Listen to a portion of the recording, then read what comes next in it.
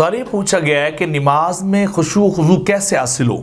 کیسے پیدا کیا جائے، اس کے بارے میں کوئی نہ کوئی جو ہے رہنمائی کر دیں۔ تو اس کا جواب یہ کہ نماز کے اندر خشوع و خضوع پیدا کرنے کا طریقہ جو علماء نے لکھا وہ یہ کہ انسان جب نماز کی طرف جائے تو اس سے سب سے پہلے یہ سوچنا چاہیے کہ میں اپنے لارڈ، اپنے بادشاہ، اپنے مالک کی بارگاہ میں جا رہا ہوں۔ اللہ کی عظمت، رفعت اور کبریائی کو اپنے ذہن میں رکھے اور پھر اس کبریائی کے مطابق یعنی اپنی عبدیت اور عجز کو ظاہر کرتے ہوئے اس کے مطابق انسان جو ہے وہ جائے، جس طرح کہ انسان قیامت کے دن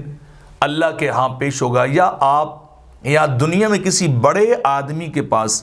جاتے ہیں تو آپ کتنے کیئرفل ہو کے جاتے ہیں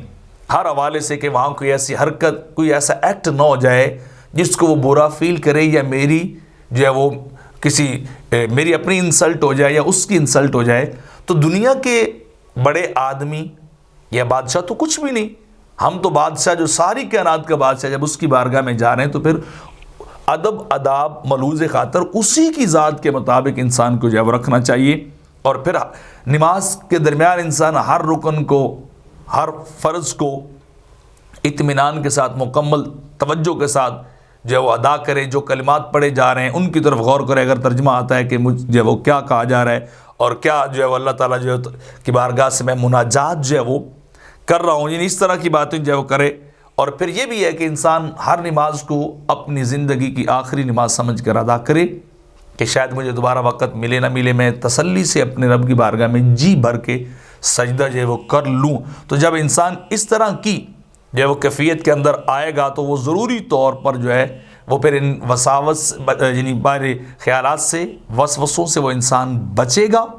اور انسان جو ہے وہ ہمتاً گوش ہو کے اپنے رب کی طرف جو ہے وہ متوجہ جو ہے وہ ہو جائے گا۔ کیونکہ حدیث پاک کے اندر آتا ہے کہ حضرت ابو ایوب انصاری رضی اللہ تعالیٰ عنہ سے روایت ہے کہ ایک شخص سرکار کی بارگاہ میں آیا کہ اس نے کہا مجھے کچھ وصیت فرمائیے۔ تو آقا صلی اللہ علیہ وسلم نے فرمایا کہ جب تو اپنی نماز شروع کرے تو یوں سمجھ کے تو اپنی آخری نماز پڑھ رہا ہے،